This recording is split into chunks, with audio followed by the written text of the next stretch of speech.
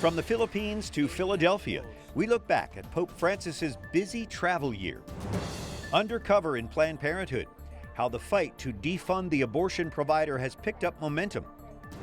Care for creation, the world responds to Pope Francis's Laudato Si encyclical. And a leap of faith, the journey of one priest diving out of his comfort zone. Those stories and more on EWTN News Nightly's year-ending special for New Year's Eve, Thursday, December 31st, 2015.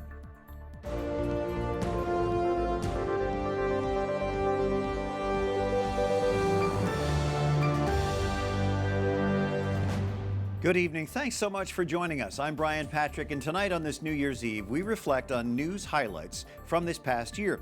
2015 was a very busy travel year for Pope Francis. The Holy Father flew to 12 countries outside of Italy. He started in January with a trip to Sri Lanka and the Philippines. Our Susie Pinto is there and visited with a Manila family with high hopes for the Pope's visit. Nestor Tejero is a father of 6. Like so many Filipinos, he and his wife Josler struggled to make ends meet. At times we have nothing to place on the table because that day I wasn't able to work, so to earn money for my children. This is one of the struggles we have in our everyday life. Despite not having much, the couple is cheerful, and the family is happy Pope Francis is visiting their country. But they hope for something tangible. If I could ask Pope Francis, I would really request for him to give us some sustenance, some material help for our daily needs. It's not really for me. One of Josler's children has special needs. His name is Ernesto. I think especially of this child of mine, the male, who is mute and has to commute every day to go to a special school, and at times he cannot go because we have no money for transportations. The church is helping the family through its relief agency, Caritas Manila. It gives scholarships to the Tejero children and sells goods and appliances at prices they can afford. For the priest who runs Caritas, the challenge will come after Francis leaves. The fervor of the Catholic Philippines, even non-Catholics, with this papal visit will hopefully turn into a concrete call to action, and hopefully strengthen and organize the mercy and compassion theme of the Holy Father into something concrete, developmental, sustainable, impactful. 20-year-old Erica dreams of getting a job one day and helping her family. When asked what she'd say to the Pope, it's clear she feels the weight of her parents' worries. To help us. In Manila, Susie Pinto for EWTN News Nightly. Then in September, Pope Francis flew directly from Cuba to Washington, D.C. for his first visit to the United States. In D.C., the Holy Father went to the White House, visited the homeless, and addressed a joint session of Congress. He then flew to New York. There he spoke to the United Nations and celebrated Mass at Madison Square Garden. Pope Francis concluded his U.S. visit in Philadelphia, helping to close the World Meeting of Families. And while there, Pope Francis became the first pope to visit a prison in the United States. As Mark Irons reports, it's something the inmates at Philadelphia's Curran-Fromhold Correctional Facility will never forget. I'm fortunate to be a part of this. Gratitude can't be confined, even here. It's beautiful, man. I feel grateful. Pope Francis was thankful for his gift. It's great to see him happy. He was smiling. And he liked the chair. Built by prisoners in this maximum security jail, where Francis encouraged 100 inmates to get their lives back on track. He's so compassionate. It's just awesome. Dolores Perret was in the front row and was greeted by Francis. He was just telling me, God bless you and your family. I really don't remember else. I was so excited. Francis took time to visit all the prisoners, including Joseph Montalvo. For him to come here to see us, it shows that he cares, that he loves, and it gives people a second chance. Francis invoked the parable of Jesus washing his apostles' feet. He said everyone, including himself, needs to be cleansed. That message struck a chord with Joseph, who says drugs and bad choices have put him here. But today gave me a different way. I should be out within a week or two. Within a week or two, I should be home, my family, where I belong at, you know, where I'm gonna stay at. But this blessing here is definitely gonna keep me home. Both the Pope and prisoners received a gift. Mark Irons, EWTN News Nightly. And the Pope met with several people during his U.S. visit, including a very special teenage girl. 16-year-old Teresa Brogan was invited to greet Pope Francis at D.C.'s Vatican Embassy. She went on behalf of the St. Joseph House, a daycare home serving children with disabilities. The quick encounter is still clear in Teresa's memory. I was crying and like, oh my gosh, and then I just walked, took a moment and come back. Teresa's mother was in the security line for the canonization mass at that time. She says it is clear Pope Francis recognized Teresa's unique gifts just seeing their embrace. Well, this year we followed the growing effort to defund Planned Parenthood. A series of shocking undercover videos implicate that abortion provider in harvesting and selling of organs from aborted babies. We spoke with the man behind those videos after their initial release. David Daleiden is behind the undercover video that everybody's talking about. He joins us from our EWTN West Coast studio in Garden Grove, California. David, what do you think is the most damaging aspect of this video to Planned Parenthood? You know, I think there's three main admissions in the video that are the most significant from their senior director of medical services. The first is that Planned Parenthood is charging per specimen, that's per baby body part for the fetal tissue harvesting. The second is that they're using illegal partial birth abortions in order to get more intact baby parts for resale. And then the third is that there's knowledge and approval of their fetal tissue supply from the very top levels of the organization on down. The fact that we all heard this conversation and how casual the tone was, doesn't that hurt Planned Parenthood's credibility even with supporters? I think if you look at the comments on the YouTube video, the comments on the different articles, I think you can see that a lot of people are questioning the image that they had of Planned Parenthood before this video came out. Parenthood claims that it was heavily edited. How do you respond to that? You know, the original footage of the full conversation has been on our YouTube channel since the very beginning, so everyone's free to look at that and compare the shorter summary that we created that just really shows the highlights. We haven't seen a whole lot of you in the mainstream media. Have you been approached by news organizations for your side of this story? Definitely. There was certainly on the first day, it was a little slow for them to pick it up. It took a while for them to come around to the fact that it was a real story, but those requests are definitely starting to pick up as they realize it's a video with 2 million views now, and it's a significant news story. So we're very curious as to how long this investigation took, and now that you're not undercover anymore, what happens next? We'll talk about that next time with you. David Daleiden, thanks for joining us from our EWTN West Coast studio in Garden Grove, California. Thanks for having me. And after that initial release, there are a series of videos and an undercover video set in motion pro-life momentum on Capitol Hill here in Washington. Jason Calvi talked with Alabama Representative Martha Roby, who vows action against Planned Parenthood. And this is an organization that has time and time again beat Congress down for trying to pass legislation. The pain capable bill, we know, we have scientific evidence that at 20 weeks and beyond, a baby feels pain. And why would Planned Parenthood oppose such legislation? Well, for obvious reasons. They want the baby to develop enough so that they can harvest what they call tissue and specimens. These are babies. This is life. Do you think this issue will stay alive through the debates and through the elections? Well, you know, it should. This is so disgusting. This is so abhorrent. This is a reason to pause and say, who are we as a country that we would let this happen, that we'd stand idly by knowing what we know and allow for an organization to continue to operate this way. These are babies. This is life. And so I do believe that it should be an issue for these candidates to talk about, at least to frame the debate on where they stand on the matter of life. You've co-sponsored a bill that would defund Planned Parenthood. Do you think this video is going to help in that work? My hope is that as a result of this exposure, that Congress will be motivated to do all that we can to prevent this organization, Planned Parenthood, from operating at all. It's going to be hard because they're a very powerful lobby here. They are, but I don't care. I don't care how much weight they sling around this town. The law is the law, and if they've broken the law, they must be held accountable. Alabama Representative Martha Roby sitting down with our Jason Calvi. Well, this August marked 1 year since the death of Michael Brown in Ferguson, Missouri. The black 18-year-old was shot and killed by a white police officer. That led to an eruption of violence and protests throughout the nation.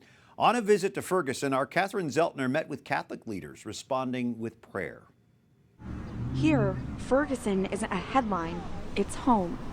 Catholic leaders in the St. Louis suburb want to tell what they know as Ferguson's real story. A few months ago, these quiet streets were unrecognizable, brimming with protesters and news trucks. Most people from outside the area tell me they get the impression the whole city was on fire. While faith leaders say news reports were exaggerated, the racism and poverty issues are real. This wasn't a Ferguson problem. It's an American problem. It's a world problem. Why can't we sit and talk more? What is the dialogue that has broken down in communication? When we only talk with people that are like us, if we only hang around with people that are like us, then we don't really know who we are. And we don't know really what's underneath that is keeping us from getting close to people. Just weeks after Michael Brown's death, local Catholic school children created this wall of ribbons that say acceptance and hope so that drivers can see that message as they pass by. As the town marks 1 year since Michael Brown's death, Sister Kathy Doherty says Ferguson is moving forward. More talking is going on and less protesters, and so which is good because action then can happen when you talk. Catherine Zeltner, EWTN News Nightly. And ahead of the 2016 election, presidential candidates took to the campaign trail throughout this year. Former Pennsylvania Senator Rick Santorum says he should get the Catholic vote. Chief White House correspondent Lauren Ashburn questioned him about that. There are 4 of you in the race who are Catholic, and I spoke to another candidate and asked why should we vote for him over other Catholics. I'm going to ask you the same question.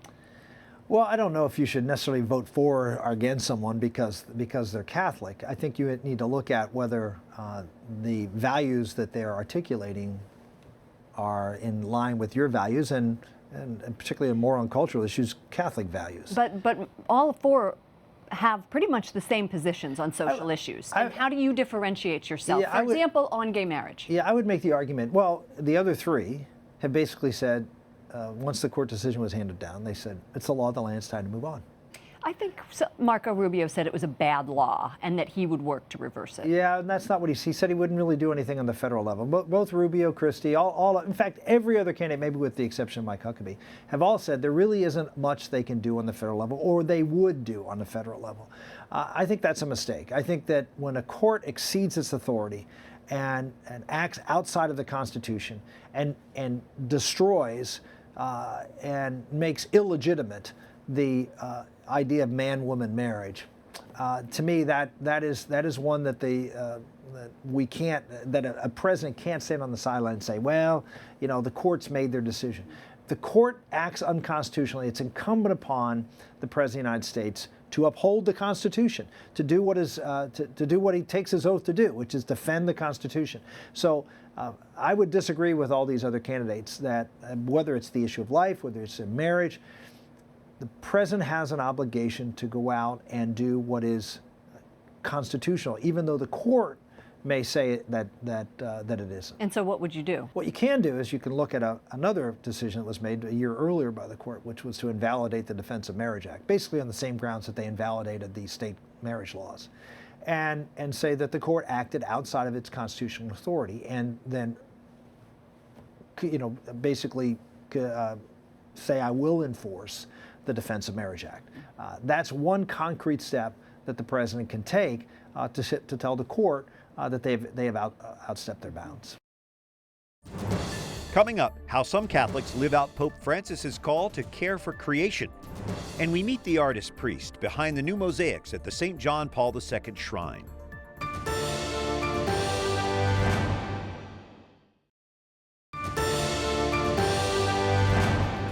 Thanks so much for joining us on this New Year's Eve for our special Looking Back at 2015. I'm Brian Patrick. In June, Pope Francis released his second encyclical, or papal letter, Laudato Si, Praise Be to You, My Lord. In it, he frames climate change as an urgent moral issue. The teaching document strongly rejects population control and gender ideology. It criticizes environmentalists who show concern for preserving nature, but not human lives.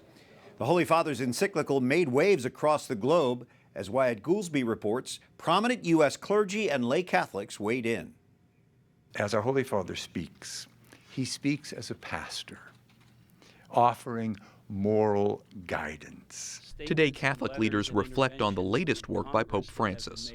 He's not offering a set of policy proposals. He's touching on the themes of human ecology, care for creation, climate change, a throwaway culture. Dan Mislow with Catholic Climate Covenant has advocated for many of the themes in the encyclical for nearly a decade. The big takeaway for me is how enamored Pope Francis is of St. Francis, and that a wonderful appreciation of the environment. It's really a spiritual document as well as a call to action. But some say finding concrete solutions to all the problems laid out in the encyclical will not be easy. Kishore Jayabalan with the Acton Institute in Rome says the poor will be hurt if everyone simply consumes less. The poor want to sell us things. They want to enter markets in the United States and in Europe. They want to sell their agricultural products and do things that we've all benefited from, but they've been excluded from for a long time. Some scholars worry the political debate will cloud the letter's central message. Stephen White studies Catholic social teaching at the Ethics and Public Policy Center in Washington.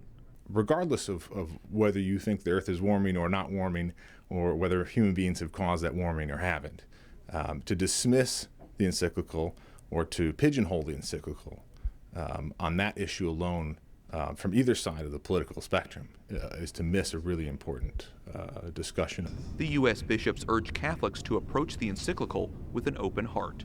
Wyatt Goolsbee, EWTN News Nightly. And some Catholics have already found innovative ways to be good stewards of God's creation.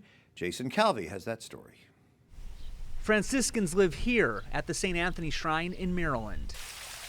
A lot has changed since Charles Carroll owned this land. He was the only Catholic signer of the Declaration of Independence. Inside, there are many things that drain energy, but the friars still managed to save more than 30% on their electric bill. So we're talking about between 25,000+ a year savings. Wow. The buildings are powered by a field of solar panels, about 1,200 of them. But the upfront cost for the friars was zero. That's because a company called Solar City installed all of these. Solar City owns the panels, and the Franciscans pay the company a discounted rate for the power they consume. As part of their contract, the friars will be able to buy the solar panels in 6 years. Shrine director Father Michael Heine says they're following the charge of their founder. And we know that St. Francis was a great lover of the earth. His Canticle of Creatures praises all creation. And so we figured that, again, one of our small parts that we can do to help with the preservation of the earth and to produce our own energy and use Brother Sun, as Francis would call him, to put in these solar panels. To power their ministries, to reflect the light of Christ in a way St. Francis or Charles Carroll couldn't have imagined. Jason Calvi, EWTN News Nightly. And the St. John Paul II National Shrine here in Washington put the finishing touches on its new chapel this year. Named for the saint's first papal letter, Redemptor Hominis, the chapel is lined with mosaics of iconic biblical scenes. Catherine Zeltner introduces us to the priest-artist creating these mosaics. A priest's work is many things. It can even include this. For Father Marko Rupnik, the construction zone is his office. The native of Slovenia has installed mosaics in over 130 shrines and churches, from Fatima, Portugal to Lourdes, France. His first major order came from St. John Paul II himself. He was for me some kind of conversion, making him the perfect fit to work on the chapel in DC's JP2 shrine. The Jesuit says the saint shaped his work. He said our church, our faith became too much rationalistic. We just teach, but the people has right to see. He works hard to bring that vision to life. Is there a piece you especially want to point out? I think that One of favorites for me is this one, no? This is the episode of Epiphany. This priest crafts theology into his art. One mosaic depicts the Tower of Babel. Father Rupnik explains why people's faces are covered with stones as they try to become like gods. And this is some kind of losing of humanity, losing of faces, losing of relationship. The Knights of Columbus sponsor the John Paul II Shrine. The group agrees. Father Rupnik's work carries on the JP2 mission. St. John Paul II, in his famous 1999 letter to artists, spoke about the role of sacred art as opening up the believer to the mystery of revelation and to the wonder of creation. With his work, Father Marco Rupnik paves a way for faith to grow. Catherine Seltner, EWTN News Nightly. Up next, we bring you a story with a Seuss inspiration, a record-breaking celebration, and a sky-high pledge to walk with Francis.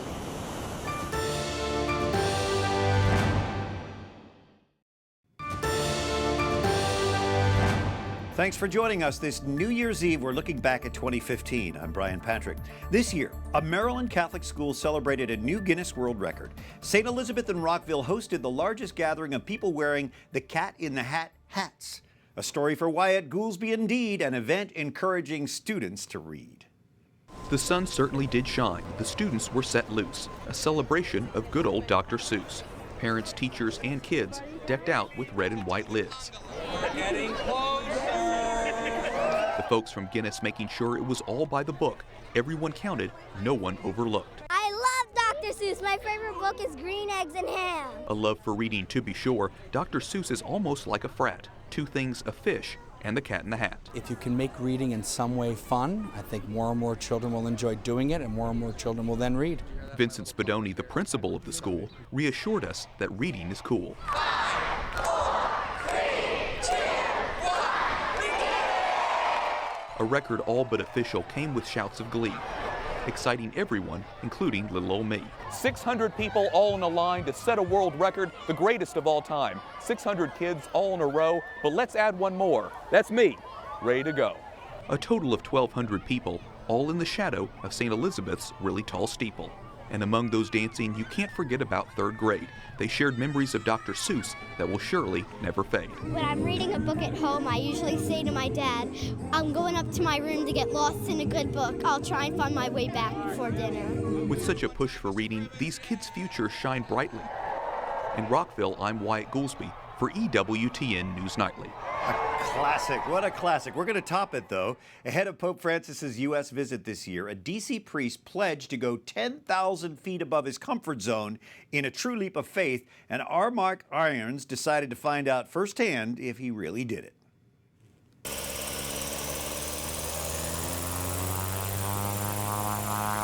I've never seen so many smiles, or glances in such a short amount of time as I did here walking in. Like, are you jumping? Father Greg Schaefer thought it best to let his mom know about this after the jump. Others in the group thought now would be a great time for confession. I hope this isn't my final interview ever. And after some prep, it started to hit me. Today is the day. We had the next flight up.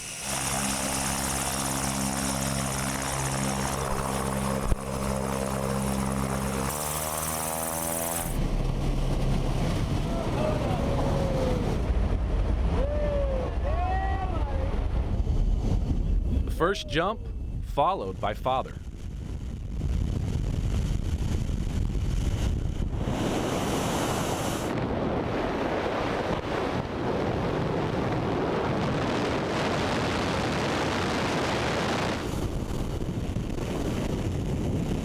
I was next.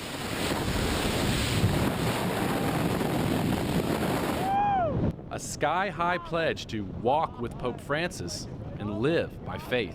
Trust and not to be afraid so you can enjoy life. And that's what I think faith helps us do. Oh, yeah!